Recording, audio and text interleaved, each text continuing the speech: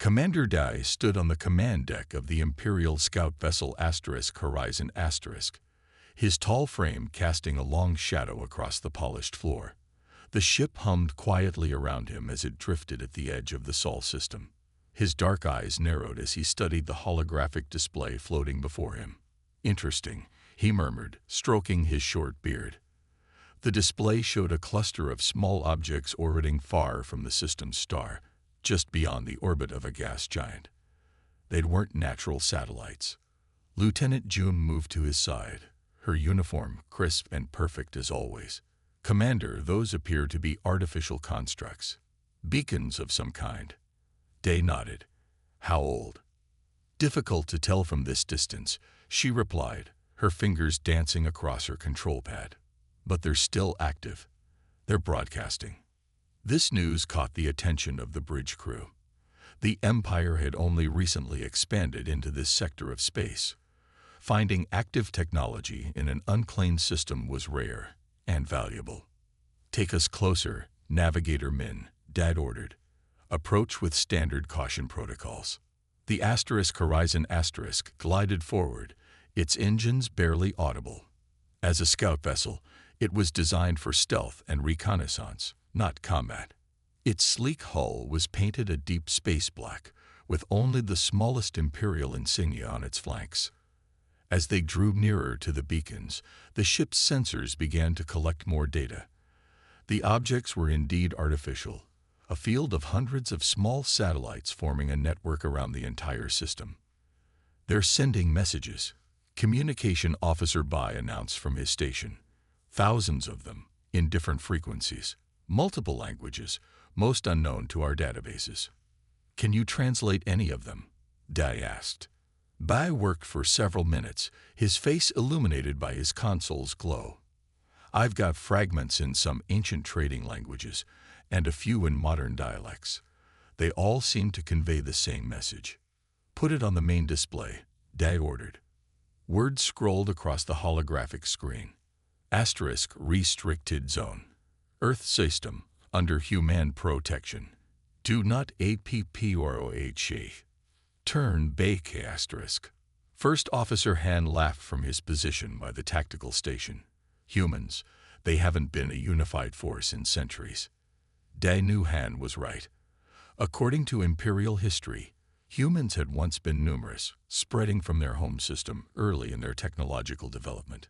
But they had splintered long ago, forming isolated colonies and mixing with other species. They held no significant territory and possessed no military power worth mentioning. "The beacons must be ancient relics," science officers soon added, "leftover warnings from a time when humans still controlled this region." Day studied the sensor readings more carefully. The power signatures don't suggest ancient technology. "These beacons are being maintained." "By whom?" Han asked, suddenly more serious. "That's what we're here to find out," Day replied. "The Empire wants this entire region mapped and assessed. This system was marked as a priority." Lieutenant June looked uncomfortable. "Should we report the warning beacons before proceeding?" Day considered this.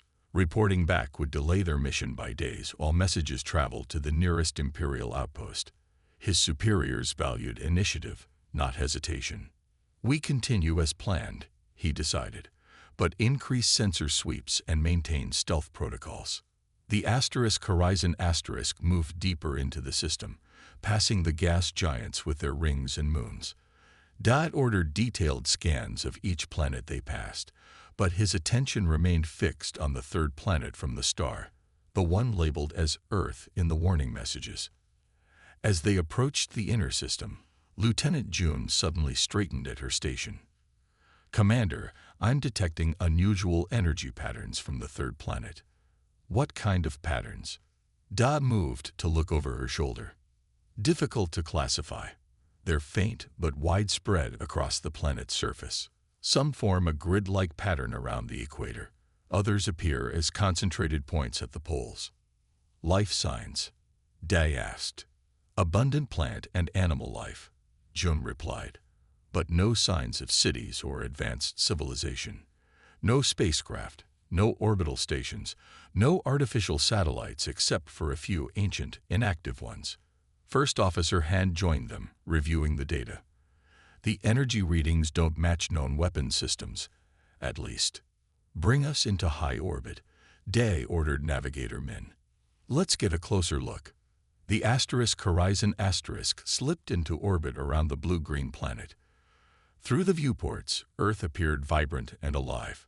Oceans of deep blue, swirling white clouds, and continents covered in green forests and golden plains. It's beautiful, Lieutenant Jun said quietly. And resource-rich, Han added, more practically. The Empire will be pleased. Day studied the surface scans. There were ruins of what had once been vast cities, but now they were mostly reclaimed by nature. Strange structures remained intact among the ruins. Massive towers, domes, and complexes of unknown purpose. Those structures are the source of the energy readings, Science Officer soon reported. They appear to be dormant, but still functional technology. Day made his decision. Prepare a landing party.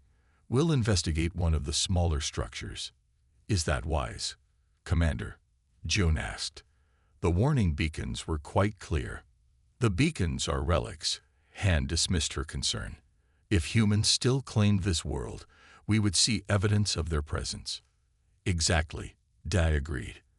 Our orders are to assess this system for Imperial expansion. Whatever is down there has been abandoned for centuries. By right of discovery, it belongs to the Empire now. As the landing team prepared their shuttle, Day recorded a message for Imperial Command, detailing their findings and their plan to investigate the surface. The message would take days to reach the nearest Imperial relay, but he felt confident in his decision to proceed. Commander, Jun called from her station. I'm detecting a power surge from the planet's surface. One of the structures is becoming more active. Day frowned. Natural cycle or reaction to our presence? Unknown, she replied, but the timing suggests the latter. Day stared at the beautiful blue planet below them. Something stirred in his mind. A sense of caution his years of Imperial service had taught him not to ignore. The humans abandoned their homeworld long ago, he said firmly, pushing the feeling aside. Whatever remains is ours to claim. The landing shuttle departed the Horizon descending toward Earth's atmosphere, unaware of the ancient systems that had just begun to awaken beneath them. The landing shuttle touched down in a clearing surrounded by tall trees. The forest floor was soft with moss and fallen leaves. Commander Day stepped out first, his boots sinking slightly into the damp ground. He breathed deeply, surprised by the clean, fresh air. Oxygen levels higher than our standard, he noted as the rest of the landing party emerged. But safe to breathe. Science Officer Sue adjusted her equipment pack and scanned the area. Life readings everywhere. Plants, insects, small animals. Healthy ecosystem. Technician Jin pointed through the trees. The energy signature is coming from that direction. About half a kilometer. The landing party consisted of 6 members. Day, Sue, Jin, Security Officer Jun, Medical Officer Hana, and Communications Specialist Yuna. They moved in formation through the forest, weapons ready but not raised. This was once a city, Sue observed, pointing to the ground beneath their feet. In places, they could see the remnants of what might have been roads or foundations, now broken and covered by roots and soil. As they walked deeper into the forest, the trees began to thin. Suddenly, they emerged into a vast open space and stopped in their tracks. Before them stood a massive structure unlike anything they had seen before. It rose at least 100 meters high, its surface a smooth, dark material that seemed to absorb light rather than reflect it. The base was partially covered by climbing vines and moss, but the structure itself appeared completely intact. No cracks, no decay, no weathering. By the stars, Jun whispered, his hand instinctively moving to his weapon. These aren't ruins, Science Officer Sue whispered in awe. They're in perfect condition. Day approached slowly, The structure had no visible windows or doors, just smooth surfaces that curved gently inward and outward in a design that seemed both artistic and functional. "Any idea what it is?" he asked. Sue shook her head. "Nothing in our databases matches this architectural style or material." Technician Jin moved forward with his scanner, running it slowly over the surface of the structure. "The energy readings are strongest here." He pointed to what looked like a seam in the material, barely visible. "There's a panel or access point." "Be careful," Dai warned. Jin nodded and ran his scanner over the area. "These appear to be defense systems, incredibly advanced, and I think they're still operational." "Defense systems." Da moved closer. "Are you certain?" Jin adjusted his scanner. "The energy patterns match weapons technology, but far more sophisticated than anything in our records. They're in some kind of standby mode." Medical Officer Hannah looked nervous. "Commander, perhaps we should withdraw and report our findings before investigating further." Da considered this. The discovery of intact advanced defense technology would be valuable to the Empire, but caution was warranted. "Just a few more scans," he decided. "Jin, see if you can determine the age of these systems without activating them." Jin nodded and carefully moved his scanner across the surface again. As he did, his fingers accidentally brushed against the smooth material. A soft hum began to emanate from the structure. The ground beneath them trembled slightly. "What did you do?" Dad demanded, backing away. Jin's eyes widened in alarm. "Nothing. It's activating on its own." The humming grew louder. Lines of soft blue light appeared across the structure's surface, tracing complex patterns that pulsed with increasing brightness. "Fall back," Dai ordered. The team retreated several meters, weapons now drawn. The ground trembled again, more strongly this time. A section of the structure's surface slid open smoothly, revealing a dark interior. "Defensive positions," Da commanded. The team spread out, taking cover behind trees at the edge of the clearing. From the opening, a sphere of light emerged and hovered several meters above the ground. It pulsed gently, changing colors from blue to white to gold. Then it expanded, forming a holographic figure that hung in the air before them. A simple geometric shape resembling a tetrahedron, each face pulsing with light. "Unauthorized presence detected," it announced in a voice that seemed to come from everywhere at once. The language was unfamiliar, but somehow they all understood it perfectly. "Guardian protocol initiated. Human colonies notified." Day stepped forward cautiously. "We are representatives of the Galactic Empire. We mean no harm. We are simply exploring this abandoned world." The holographic figure pulsed brighter. "This world is not abandoned. Earth is under protection by decree of the Human Confederation. Your presence has been logged. Representatives will arrive to address this violation." "Human Confederation," Jin whispered. "I've never heard of such an organization." Day tried again. "There must be a mistake. Humans have no unified government or significant territorial claims. They are a scattered species." The hologram did not respond to this. Instead, it expanded, projecting images around them. Star maps showing systems far beyond Imperial space. "Signal sent. Response incoming. Estimated arrival. 3 standard cycles." Communications specialist Yuna's hand went to her earpiece. "Commander, I'm receiving an urgent transmission from the Horizon *. Day activated his communicator. "Report." In orbit, Communications Officer Minna's voice crackled over the comms. "Commander, Imperial Battle Group Dominance has just entered the system. They're ignoring our warnings." Day frowned. "Battle Group Dominance *. We weren't expecting reinforcements. They say they detected an unknown energy surge from the planet. Admiral Bach has taken command of the operation. He's ordering us to secure any technology we find and prepare for extraction." Day looked at the holographic guardian still hovering before them. "Inform Admiral Bach that we've activated some kind of automated system. It claims to have contacted human representatives. There was a pause before Mina responded. The Admiral says human claims are irrelevant. The Empire has officially claimed this system. A landing force is being prepared. A holographic Guardian pulsed brighter, its color shifting to a deep red. Additional intrusion detected in orbit. Defensive systems charging. Final warning issued. What defensive systems? Security Officer Jun asked, looking around nervously. As if in answer, the ground trembled again.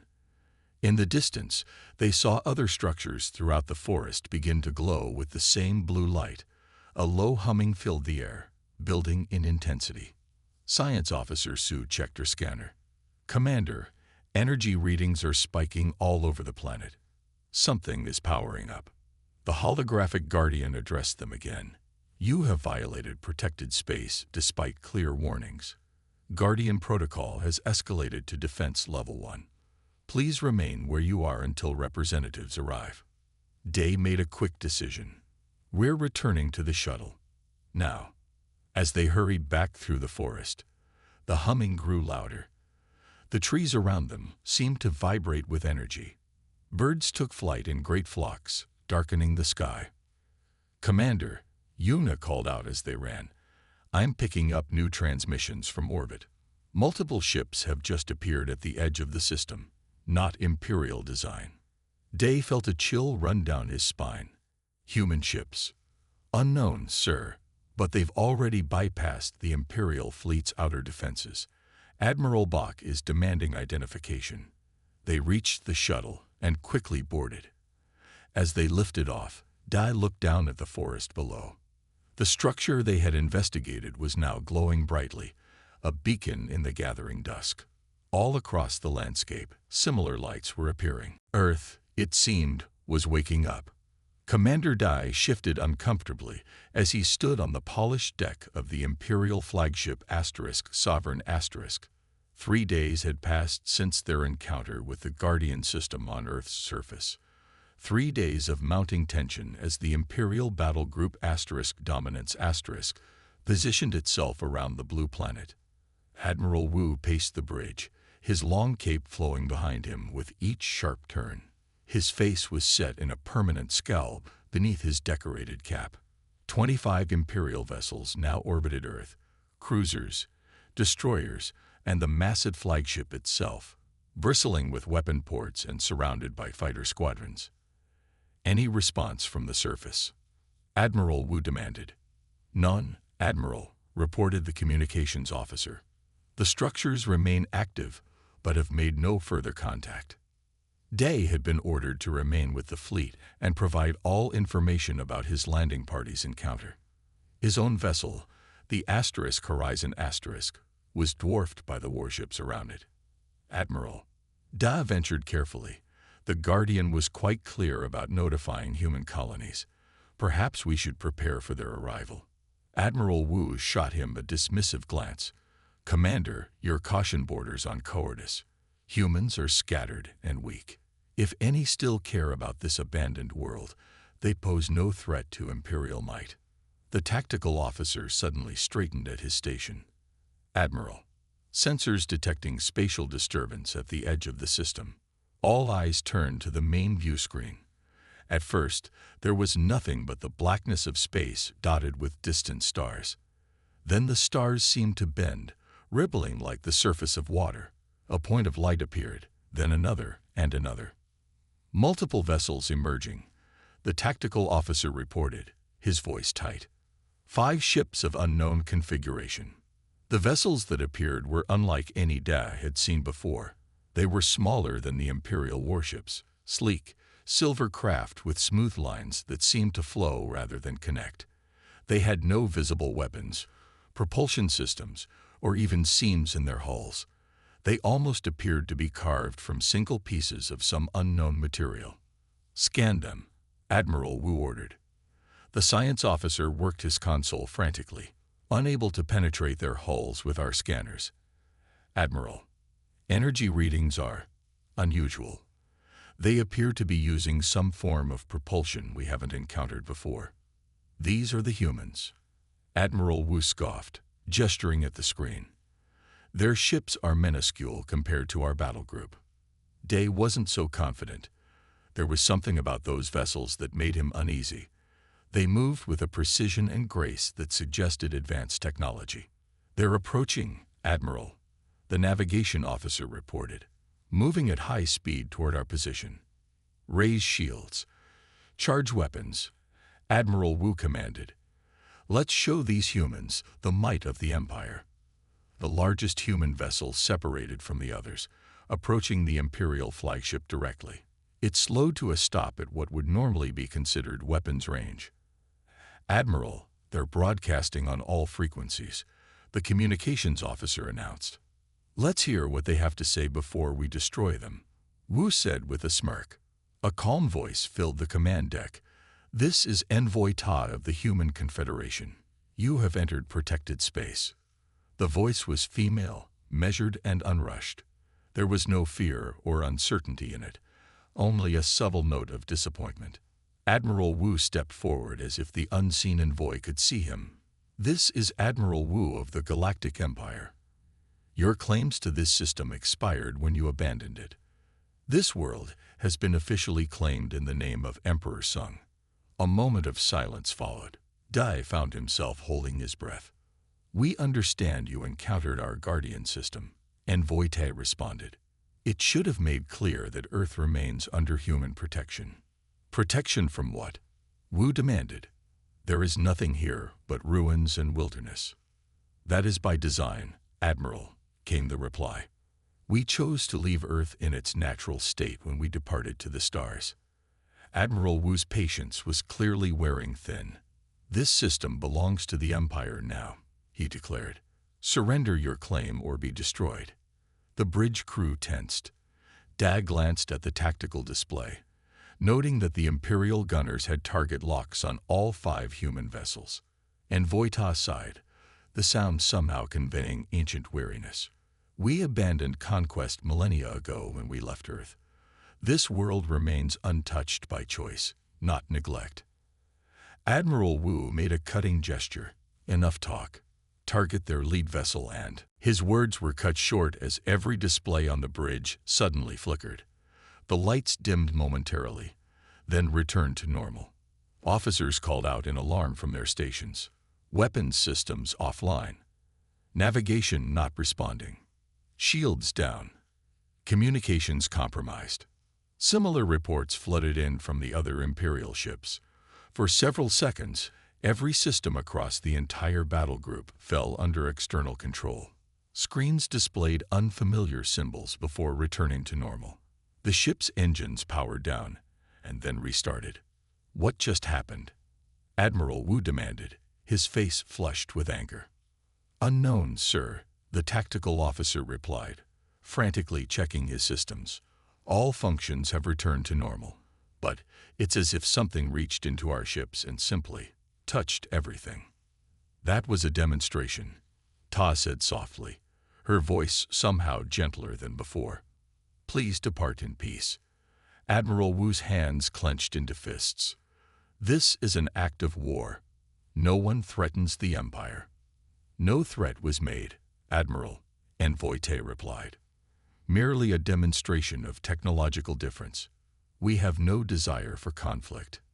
Day stepped forward, unable to remain silent. "Admiral, if they can control our system so easily, they could have destroyed us already."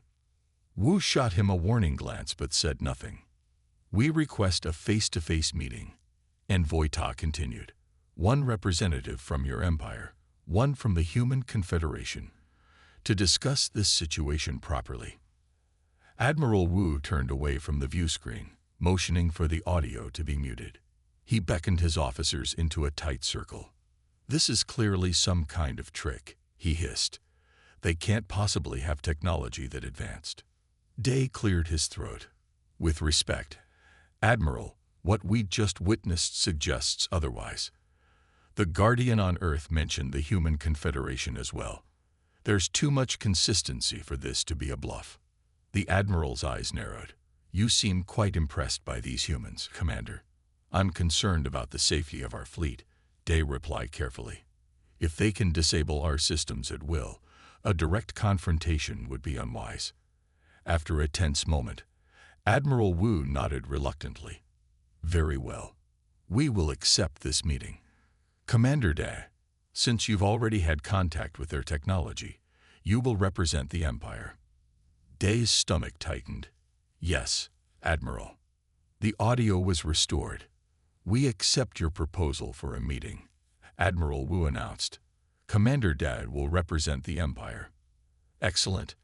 Envoy Tai responded. I will represent the Human Confederation. Please prepare a shuttle and approach our vessel. You will be welcomed aboard.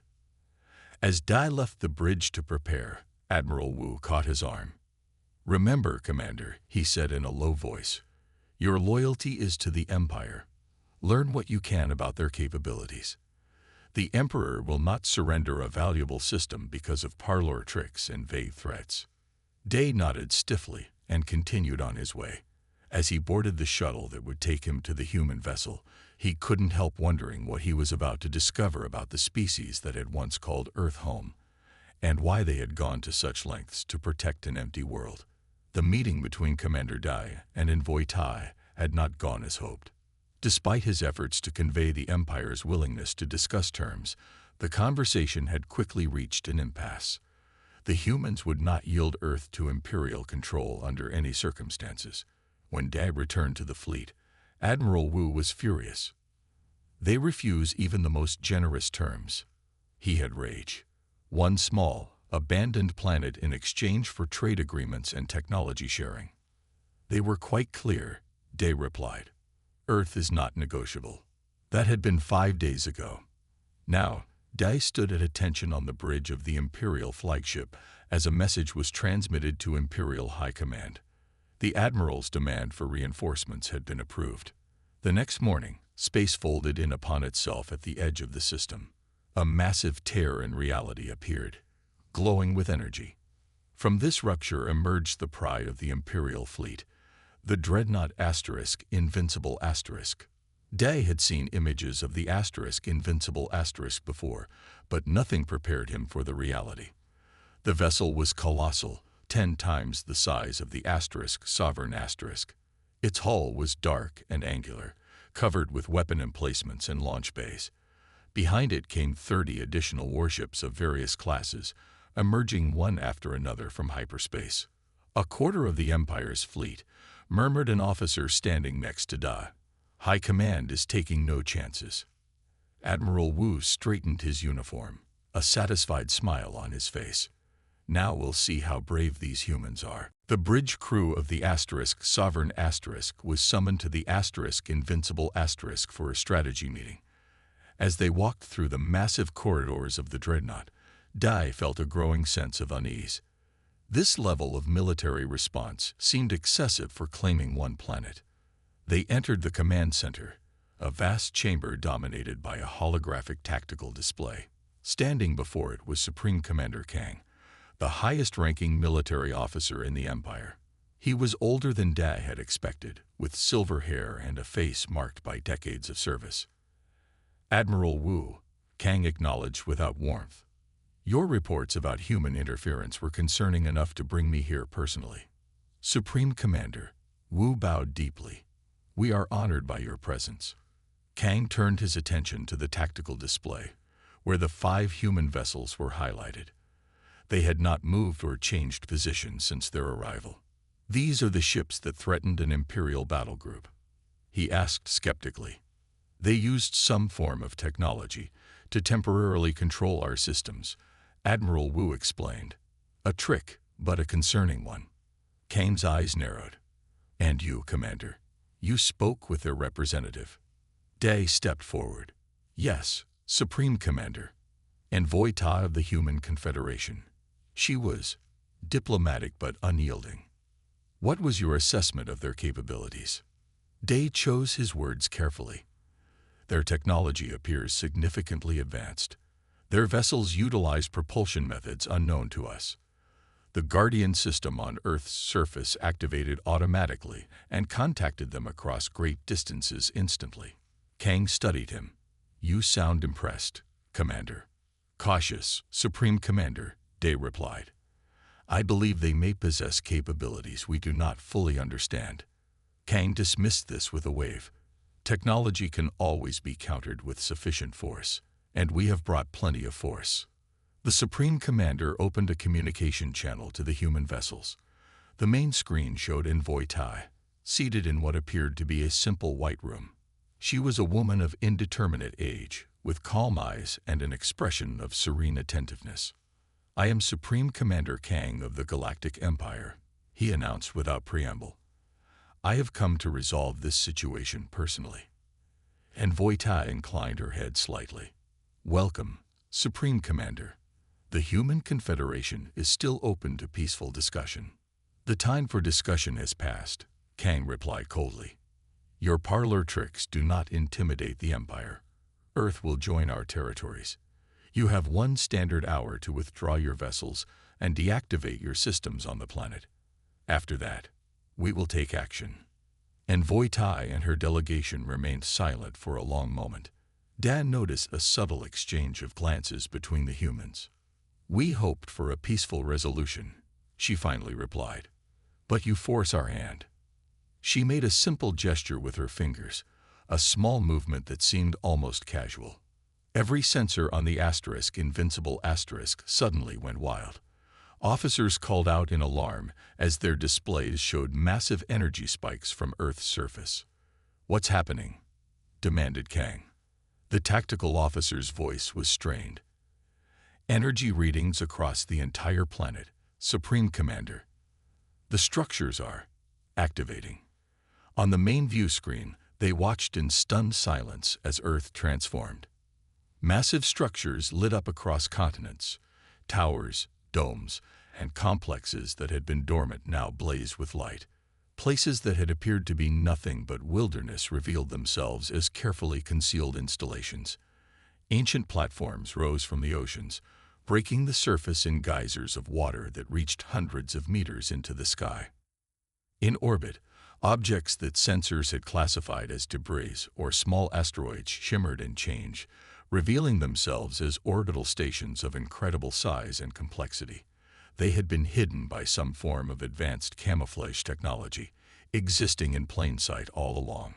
Most alarming of all, a shimmering barrier began to form around the planet, a translucent field of energy that pulsed with patterns of light. By the gods, whispered one of Kang's officers. The Supreme Commander's face remained impassive, but Day could see the tension in his jaw. Weapon status, Kang demanded. All weapons operational, Supreme Commander, the tactical officer reported. But sensors cannot penetrate that barrier. We have no way to determine its strength. Kang turned back to the communication screen where Envoy Tai waited patiently, an impressive display. But the Empire has faced planetary defenses before. These are not merely defenses, Supreme Commander, Tai replied softly. What you see is a small fraction of the technology we chose to leave behind when we departed Earth. It has remained dormant out of respect for the natural processes of our homeworld. If you valued this planet so highly, Kang countered, why abandon it at all? For the first time, Envoy Tai's expression changed slightly. A hint of sadness crossed her features. Because we needed to leave to become what we are now, she said. Earth was our cradle, but not our destiny. It remains protected as a monument to what we were, and what we chose not to remain. Day found himself holding his breath. The implications of her words were staggering. Kang was unmoved. Your sentimentality is noted, but the Empire requires this world. Prepare for conflict. Envoy Tai sighed. Very well. She turned to someone off-screen. Activate the second-tier systems. Perhaps a clearer demonstration is needed. The communication ended. For a moment, the bridge of the Invincible asterisk was silent. Prepare all weapons, Kang ordered. Target their vessels first. Day stepped forward. Supreme Commander, I strongly advise against. His words were cut short as new alarms blared across the bridge. Outside the viewports, space itself seemed to ripple. Multiple spatial distortions detected. The sensor officer shouted, Massive objects incoming. The ripples in space expanded, forming massive circular portals larger than any Imperial vessel. Through these openings came ships, if they could even be called ships. They were structures of impossible size and design, some appearing almost organic in their flowing lines. They moved with grace that defied their scale. Within moments, the Imperial fleet was surrounded by 12 of these behemoths. Identification. Supreme Commander Kang demanded, his voice tight. Unknown configuration. The tactical officer replied. Size estimate puts the largest at 20 times the mass of the asterisk invincible asterisk. Kang's face remained stone-like, but Day could see the subtle shift in his posture, the first hint of doubt. Supreme Commander, Day said quietly, perhaps we should reconsider our approach. Before Kang could respond, a new message came through. Envoy Tay's face appeared on screen again. These are but a small contingent of the Human Confederation's Sentinel vessels, she explained calmly. They normally patrol the boundaries between galaxies. I called them here to ensure there would be no misunderstanding about our technological capabilities. The bridge fell silent. Intergalactic travel was theoretical in Imperial science, a possibility that might be achieved centuries in the future. You claim to be peaceful, Kang finally said, yet you threaten us with overwhelming force. Not a threat, Tai corrected. A demonstration. Had we wished to threaten you, Supreme Commander, your fleet would no longer exist. We are showing you the truth so that you may make an informed decision. Kang's pride warred visibly with his tactical mind. After a long moment, he spoke again. I will meet with you to discuss terms. 2 days later, a neutral meeting space was prepared on Luna, Earth's moon. A simple dome structure was erected on the barren surface. Inside, the air was cool and still. A single table with 2 chairs waited in the center. Supreme Commander Kang sat across from Envoy Ta. He had come alone, as had she, a gesture of mutual respect. Commander Dai stood at attention near the entrance, invited to witness the historic meeting. Kang studied the woman before him. She appeared human in every way, yet there was something in her eyes that hinted at experiences beyond normal human understanding. Your technology is beyond our comprehension, he admitted, the words clearly difficult for him to speak. Ta nodded, her expression neither triumphant nor condescending. We have observed the Empire's rise for generations. We choose not to interfere. Then why defend an empty world so fiercely? Kang asked. There are countless planets in the galaxy. Why is this one so important? Earth is not empty, Tay replied. It holds our history, our lessons learned through bloodshed and near destruction. We left it not because we had to, but because we chose to evolve beyond our violent past. She reached into a small pocket of her simple white garment and withdrew an object no larger than her palm. With a gentle touch, she activated it. The air between them filled with 3-dimensional images. Day watched in fascination as scenes from human history played out before them. He saw primitive humans wielding simple weapons against each other. The images advanced through time, showing increasingly destructive conflicts. Massive armies, terrible weapons, entire cities destroyed in moments of fire. Humans nearly destroyed themselves several times. Tai explained as the images continued. We fought over resources, territory, ideology. We came to the brink of extinction by our own hand. The scenes shifted, showing recovery, rebuilding. Then came images of early space exploration, followed by more advanced vessels venturing beyond their solar system. Eventually, we realized that we had a choice, Tai continued. We could bring our violent tendencies to the stars, or we could choose a different path. The final sequence showed massive ships, early versions of the Sentinel vessels, departing Earth in a carefully choreographed procession. Billions of humans leaving their homeworld in an event labeled the Great Departure. Earth remains forbidden as our most sacred monument, a reminder of what we once were and have chosen never to be again. Ta concluded as the images faded. We established the Human Confederation across dozens of galaxies, but we deliberately avoid expansion through conquest or force. Kang was silent for a long moment. Dai could almost see the calculations happening behind his eyes. Weighing options, considering implications. The Empire has encountered many species, Kang finally said. Some primitive, others advanced. None have possessed technology so far beyond our own. This changes our understanding of our place in the universe. Ta nodded. All civilizations reach this moment of understanding eventually. It is a crucial step in growth. Another long pause followed. Then Kang straightened his shoulders. The Empire will recognize Earth as forbidden territory, he declared. In exchange, we request knowledge exchange and diplomatic relations. Ta smiled, the first genuine smile Dai had seen from her. That was always available without conflict. An agreement was formalized. The Human Confederation would share certain technologies with the Empire, nothing that could be weaponized, but advances in medicine, energy production, and environmental management. In return, the Empire would respect Earth and its surrounding space as sovereign, forbidden territory. As he signed the document, Kang asked one final question. Your technology could have conquered our empire with ease. Why didn't you? Tay's expression grew thoughtful. Because conquest solves nothing. It only perpetuates cycles of violence and revenge. We learned this lesson on Earth, written in the blood of countless generations. We choose a different path now. 3 days later, the Imperial fleet prepared to depart. New orders had been issued throughout Empire space. Earth was to be marked as forbidden territory on all navigation charts. The system was to be given wide berth by all Imperial vessels. As they passed the warning beacons at the edge of the system, Commander Dai noticed something new. The beacons now displayed additional messages in the official Imperial language, ensuring no misunderstandings would occur again.